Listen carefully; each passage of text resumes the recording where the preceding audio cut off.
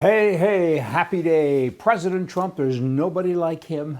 I tell you, he makes me laugh. He breaks me up. He says it like it is. He doesn't have a filter, and sometimes his delivery is not great. But sometimes his delivery really is great. Now, I wanted to share with you his Easter greeting. You probably have already seen this, but I got to say it again because I think it's just priceless. I like it. He goes on to say this: Happy Easter to all, including the radical left lunatics who are fighting and scheming so hard to bring murderers, drug lords, dangerous prisoners, the mentally insane, and well-known MS-13 gang members and wife beaters back into our country. Happy Easter also to the weak and ineffective judges and law enforcement officials who are allowing this sinister attack on our nation to continue, an attack so violent that it will never, ever be forgotten. Sleepy Joe Biden purposely allowed millions of criminals to enter our country totally unvetted, unchecked, through an open borders policy that will go down in history as the single most crazy act ever perpetrated upon America. He was by far our worst and most incompetent president, a man who had absolutely no idea what he was doing. But to him, and to the person that ran and manipulated the auto pen, perhaps the real president, and to all the people who cheated in the 2020 presidential election in order to get this highly destructive moron elected, I wish you, with great love, sincerity, and affection, a very happy Easter from Donald Trump. Oh boy, he kind of doesn't miss a beat there, does he? Now, let me share with you MSNBC Host.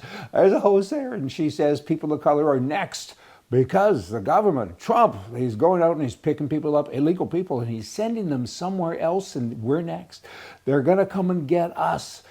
I look at this and I laugh. I say, what kind of a lunatic is this? Looney Tune? I mean, good bloody grief. It's kind of like that other black woman recently who said, we'll be picking cotton again and when all the people are deported. This one says they're deporting people, so we're next because people of color, the cha-cha-cha.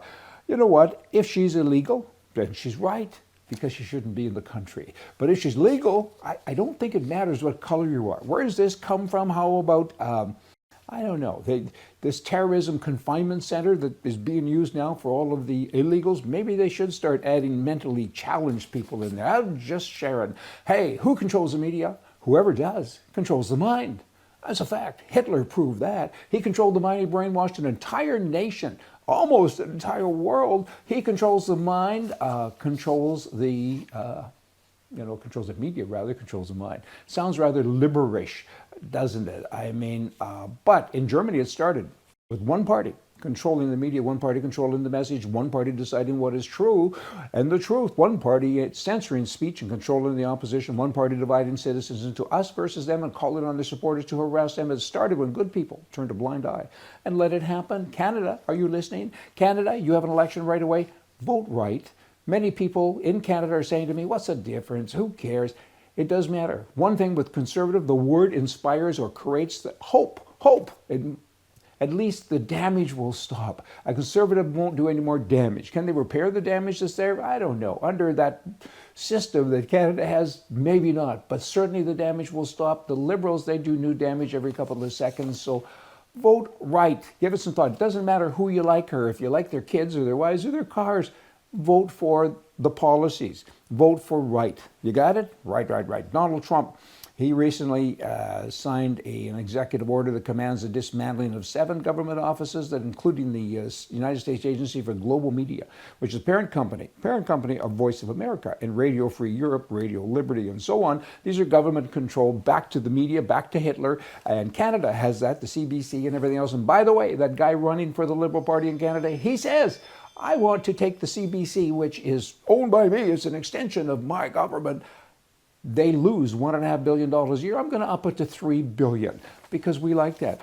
Who controls the media controls the mind, just saying. Now, talk about craziness. Here you have a sad story by a sad country, and of course that would be Canada. There's a high-risk sex offender that's recently walked away from his halfway house after he was being released to a halfway house. He just walked away, okay? The police said, hey, he has sexually assaulting strangers. Where's that come from? But that's what they said here. And the police also said that this man poses a very significant risk of harm to the community and is a high risk to commit further physical and sexual violence. His name is Mick Coriston, and he was convicted of sexually assaulting multiple women in 2022. That's only a couple of years ago, right? He was serving a 2-year jail sentence for 5 counts of sexual assault, break and enter, failure to comply with an undertaking, assaulting a peace officer, possession of property obtained by a crime, mischief, robbery, indecent acts, assault, and assault by choking.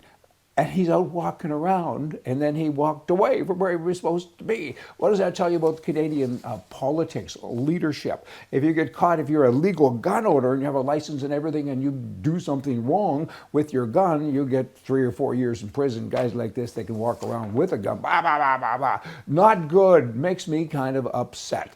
And from the stupid file, last thing, and this happened in Canada as well, from the stupid file, because this is a good one, a police officer admission, which is part of Vancouver, pulled the man over for not wearing a helmet. He was riding a electric moped bicycle thing, and it turned out he was a repeat offender, right? He was subject to conditions of a release order and drug trafficking and gun charges, and here he had a gun on him and all kinds of drugs and so on, and he's breaking the law anyway. Reminds me of a true show I saw years ago, bank robbers.